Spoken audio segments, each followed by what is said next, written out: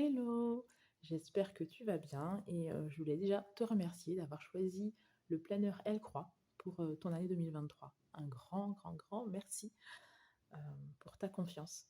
Je vais dans cette vidéo te présenter comment utiliser cet agenda, ce planeur et ce qu'on peut faire déjà en attendant le mois de janvier. Alors, c'est parti. Alors bien sûr, j'ai voulu que ce soit une invitation à être centrée sur Dieu. Donc, c'est à chaque fois, j'aimerais que quand tu ouvres voilà, ton agenda, te rappeler que être centré sur Dieu nous permet ensuite de rayonner dans tous les autres aspects de notre vie. Donc, c'est ça l'essentiel. Alors, déjà, pour commencer, on peut déjà faire un bilan de l'année passée. Donc, je t'ai mis des petites questions. Pour mieux préparer 2023, commencer par réfléchir à ce qui s'est passé en 2022, les bonnes choses qui te sont arrivées, les objectifs qui ont été atteints, comment Dieu a agi dans ta vie, de prendre un temps pour réfléchir à tout ça, méditer à tout ça et remercier le Seigneur. Et ça permet de faire un point aussi sur finalement, parfois on a l'impression, on ne se rappelle pas de tout, puis de se poser, on réalise que il s'est passé quand même plein de choses en un an et que certains objectifs ont été atteints et de voir à quel point les bontés de Dieu se renouvellent chaque matin. Donc imaginons dans une année entière. Ensuite, tu as une partie aussi pour noter les points à améliorer. Donc, ce qui n'a pas été un succès total ou un projet qui n'a pas été achevé ou peut-être que tu pensais pouvoir aller jusqu'au bout d'une certaine chose et puis tu l'as remis à plus tard parce que finalement, c'était pas le bon moment. Donc, tu peux le noter là. Et puis, il y a aussi ce qui n'a pas fonctionné du tout. Hein, donc, voilà, peut-être des nouvelles choses que tu as voulu mettre en place et puis finalement, ce n'était pas une bonne chose. Donc, ça peut être des choses qui n'ont pas fonctionné et puis on peut à revoir. On peut les faire différemment l'année d'après, ou sinon peut-être des choses que tu veux tout simplement abandonner, qui ne sont pas bonnes. Alors, une fois que tu as fait le bilan de ton année 2022, alors n'hésite pas. C'est vrai qu'il y a ces places-là, mais tu peux prendre aussi une feuille à part et si tu as beaucoup, beaucoup de choses à écrire, n'hésite pas à prendre une feuille à part, un carnet à part, ou si tu es plutôt team ordinateur, voilà, à ouvrir ton application de notes et à noter ce qu'il faut. Ensuite, on peut passer à 2023. Il y a une citation que j'aime beaucoup, donc je tenais vraiment à la mettre dans ce planeur. Je n'ai pas peur de l'échec, j'ai peur de réussir dans des choses qui n'ont aucune importance. Donc, plus que de réussir tous nos objectifs, notre intention vraiment c'est de prier et que on réussisse là où Dieu veut qu'on avance et qu'on puisse vraiment le glorifier dans tous nos choix. Donc c'est une invitation effectivement à prier avant de décider quels sont tes objectifs, quels sont tes projets et, et que vraiment voilà, cette année soit centrée sur Dieu.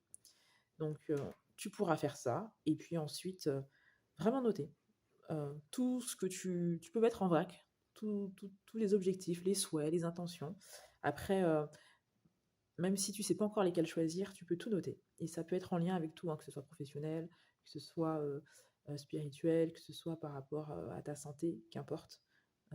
Note. Ensuite, sur l'autre page, tu peux choisir trois objectifs, trois intentions, un peu les priorités les plus importantes. S'il fallait que tu fasses un choix, je dis pas qu'il y a que trois choses que tu vas réaliser cette année, mais s'il y a trois objectifs qui sont prioritaires, tu peux déjà les noter là et de réfléchir concrètement les actions à mettre en place pour pouvoir les planifier.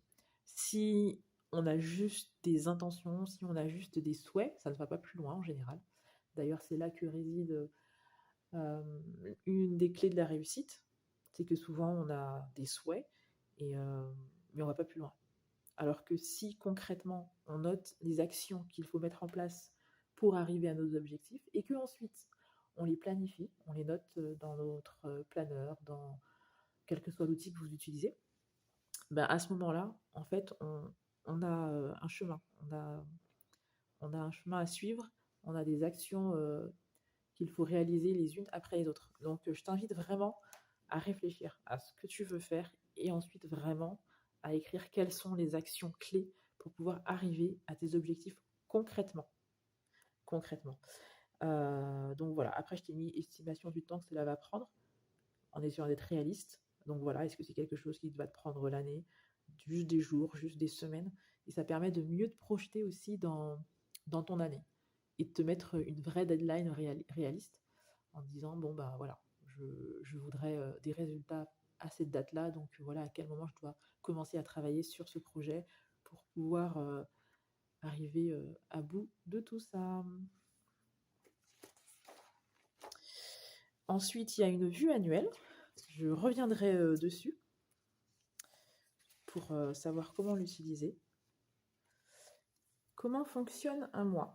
Tous les mois se déclinent de la même façon. Il y a un thème et à chaque fois une méditation liée à ce thème qui te permet de réfléchir, d'avoir une réflexion, de méditer sur certaines choses. Et puis, toujours de quoi noter. Toi, tes propres réflexions par rapport à ça. Est-ce que ça t'inspire une action précise ou une prière? Il y a parfois des petites questions pour t'aider, ça dépend des mois et du thème, et une prière. Ensuite, chaque mois, tu retrouves de quoi planifier ton budget, réfléchir un petit peu et le suivre tout au long du mois. Et une vue mensuelle aussi pour noter les moments clés de ton mois, des anniversaires, des dates à ne pas oublier, des rendez-vous à ne pas oublier. C'est surtout pour avoir une vue d'ensemble, pour vraiment, en regardant ton mois, te dire, ben voilà, ok, ce week-end-là, il est vraiment, tous les week-ends sont pris. Enfin, ça permet d'avoir une vue d'ensemble, quoi, et de noter tes objectifs du mois, tes intentions du mois, et les choses prioritaires si tu veux vraiment donner une couleur à ton mois, et te dire que voilà les choses essentielles que tu veux réaliser. Ensuite, chaque semaine se décline de la même façon. Donc, tu retrouves le thème du mois. Là, c'est agir et voir plus loin. Et le verset inversé, qui est lié au thème du mois. Et chaque semaine, c'est un verset différent. Alors, tu commences déjà par clôturer la semaine passée en notant tes sujets de reconnaissance pour la semaine qui vient de s'écouler. Et à la fin de cette semaine, ben, comment tu te sens? Comment tu te sens? Est-ce que tu as réalisé tes objectifs?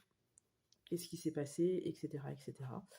Pour ensuite mieux préparer la nouvelle qui commence et noter tes objectifs, tes souhaits et tes intentions, ainsi que tes sujets de prière, des listes de courses, d'achats ou autre chose. Tu fais ce que tu veux de cet espace. Et ensuite, bien sûr, il y a une fonction agenda classique avec sous chaque jour de quoi noter des petites choses. Donc des to-do, ne pas oublier, ou quel que soit ce que tu voudrais noter. En dessous, sous chaque journée, il y en a, c'est des numéros de téléphone, des choses précises dont ils ont besoin. Donc c'est comme tu veux. Il y a aussi un tracker. Donc si tu ne sais pas ce que c'est, ça permet de suivre une nouvelle habitude qu'on veut instaurer dans notre vie. Donc là, je t'ai mis d'office lecture de la Bible et prière. Mais en fait, tu peux rajouter ce que tu veux. Tu vois, moi, cette année, je vais rajouter se coucher beaucoup plus tôt. Et ça permet de suivre. Donc si tu as réussi en tout cas à atteindre ton objectif chaque jour, et ça te permet de suivre au fil des semaines ta progression. Peut-être que la première semaine, tu réussiras à boire de l'eau tous les jours, un jour sur deux. Puis la semaine d'après, un peu plus, etc., etc. Donc c'est à ça que sert un tracker. Ce que tu peux faire aussi en attendant 2023, en attendant janvier, c'est de préparer la vue annuelle de l'année. Alors, je t'ai mis tous les dimanches, ainsi que certains jours fériés, Pâques, le 1er janvier, etc. Maintenant, il n'y a pas les vacances scolaires ou d'autres dates importantes. Alors, moi, ce que je te conseille de faire, c'est de rajouter, par exemple, les vacances scolaires. À côté du jour de la semaine, il y a 2 colonnes vides. Tu peux utiliser les colonnes comme tu le souhaites. Moi, par exemple, j'ai des enfants et il y a une partie de mon organisation qui est liée aux vacances scolaires. Donc, je vais utiliser la première colonne pour noter les vacances scolaires de mes enfants. Et puis la deuxième colonne, tu peux noter aussi, toi, peut-être tes propres congés en fonction de l'année, ou toute autre chose que tu auras envie de mettre en avant. Donc, sur Internet, tu peux trouver en fonction de ta zone. Moi, j'habite en Nouvelle-Aquitaine, près de Bordeaux. Donc, par exemple, les vacances d'hiver, c'est cette semaine-là. Donc, j'ai jusqu'à utiliser la première colonne. J'ai choisi d'utiliser la première colonne pour inscrire les vacances de mes enfants et pour savoir quand est-ce que c'est une semaine particulière pour eux. Voilà. Alors, à la caméra, ça ne se voit pas trop bien, mais là, chez moi, c'est bien visible en tout cas. On voit bien que ça ressort. Après, tu utilises la couleur que tu veux. Peut-être j'ai pris un crayon, ça peut être un feutre ou autre chose. Et il y a de la place à chaque fois devant chaque jour pour noter aussi des choses. Moi, j'aime bien noter certains jours où il y a des trucs particuliers, donc j'ai vraiment une vue d'ensemble de l'année parce que je sais qu'il y a des choses qui reviennent, où il y a un rendez-vous un rendez-vous médical plutôt dans 3 mois. Et ça permet d'avoir une vue d'ensemble et de se dire, bah non, cette semaine, il ne faudra pas faire telle chose parce que cela, parce que ceci. Voilà, voilà, j'espère que cette vidéo t'a plu et que ça te permettra de mieux commencer avec ton planeur. Et puis, ben, s'il y a d'autres conseils que tu souhaites, n'hésite pas à me faire remonter tes questions. Ciao!